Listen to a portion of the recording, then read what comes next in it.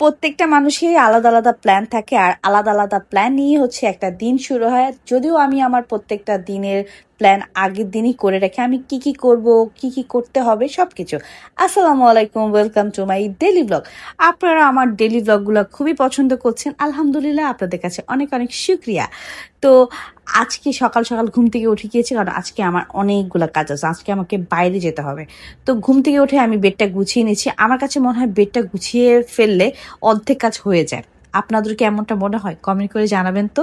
তো আমি বারান্দা থেকেও কাপড়গুলো নিয়ে আসছি, তারপর আসছি আরেকটা রুমে। এই রুমে এসে দেখি মমিতার আগের দিনের স্কুলের কাপড় চোপড়। দেখছেন ছেলেটা কত দুষ্ট। ওই কাপড় গুছালাম, বেড গুছালাম, তারপর সোজা চলে গেলাম রান্নাঘরে। নাস্তা তো বানাতেই হবে, খেতে তো হবেই, নাস্তা না খেলে তার হবে না। তো আজকে খুবই সিম্পল নাস্তা বানাচ্ছি, ব্রেড আর ডিম ভাজি আর চা। আমি চেষ্টা করি খুব সিম্পল নাস্তা করার জন্য, কারণ আমি আর মমি দুইটা মানুষ, অনেক রান্না করে কে খাবে? কারণ মমিতে যে খাওয়া আমিই খাই, সত্যি কথা বলতে গেলে বাসা যা রান্না হয় সব আমিই খাই, কারণ মমি খুব কম খায়। তো আমি হচ্ছে রান্না করতে করতে ভাত বসিয়ে দিয়েছি, কারণ আমার একটা গুড সাইড হচ্ছে আমি খুব ফাস্ট ফাস্ট কাজ করতে পারি, আলহামদুলিল্লাহ আলহামদুলিল্লাহ আলহামদুলিল্লাহ। তো আমি আজকে খুব সিম্পল রান্না করব, হচ্ছে ভাত আর মাছ ভুনা। এটা ছিল পাঙ্গাস মাছ। আমি পেঁয়াজ, কাঁচামরিচ, টমেটো দিয়ে সুন্দর করে একটু মাখো মাখো করে মাছ ভুনা করেছি। তারপর জোহরের নামাজ পড়ে নিলাম, কারণ আমি এখনই বের হবো, শাওয়ারটাও নিয়ে সব কাজ শেষ আলহামদুলিল্লাহ। এর ভিতরে আমার মনসুর আপাও এসেছে, রুম টুম ক্লিন করে দিয়েছে। আমি দুপুরে লাঞ্চও করে নিলাম। তারপর লাঞ্চ করতে করতে দেখি ইচ্ছা মতো বৃষ্টি নামছে। তো বৃষ্টিতেই ভিজে ভিজে মা ছেলে বের হয়ে গেলাম। মা ছেলে কেন বের হয়েছি? আজকে মমিতে স্কুলে জানি, কারণ আমি মমিতকে নিয়ে যাচ্ছি হচ্ছে পাসপোর্টের অফিসে। কারণ মমিতের হচ্ছে পাসপোর্টের হচ্ছে মেয়াদ যেটা থাকে এক্সপায়ার হয়ে গেছে, তো ওইটা হচ্ছে আবার নতুন করে রেনিউ করতে দিয়ে আসতে হবে।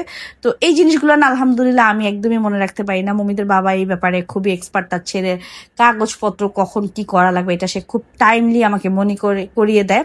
তো মমিতের হচ্ছে এই ব্যাপারগুলো মমিত সবসময় মানে মনির খুবই, মমিতের সবকিছু ওর পেপারস ওয়ার্ক গুলা সবগুলা মনে একদম টাইম টু টাইম করতে পছন্দ করে এবং আমাকে খুব প্রেশারাইজ করে করায় ফেলে। তো মমিতের পাসপোর্টের কাজটা শেষ আলহামদুলিল্লাহ। আমাদের মাছের একটু ক্ষুধা লাগছিল, তো আমরা শুনি একটা নেমে যাই।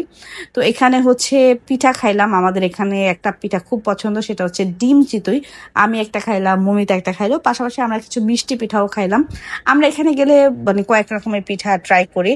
মমিত আজকে সেই পাটিসাপটাটা ট্রাই করছে, মমিতের কাছে নাকি মোটামুটি বেশ ভালোই লাগছে। মমিত বললো আম্মু এটা খারাপ না, মোটামুটি দাম হিসাবে ভালোই।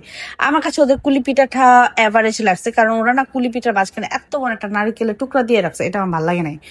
যাকা, তারপরে ভাপা পিঠাটাও অ্যাভারেজ লাগছে, একদমই অ্যাভারেজ। তারপর আসার সময় একটু বাজার করলাম, খুবই সিম্পল বাজার। আমি আসলে হাতের মধ্যে এত কিছু আনতে চাচ্ছিলাম না, তো তাই একটু সস টস ইমার্জেন্সি ছিল আর একটু ডিম দরকার ছিল। এই ছিল ব্লগ। আল্লাহ হাফেজ।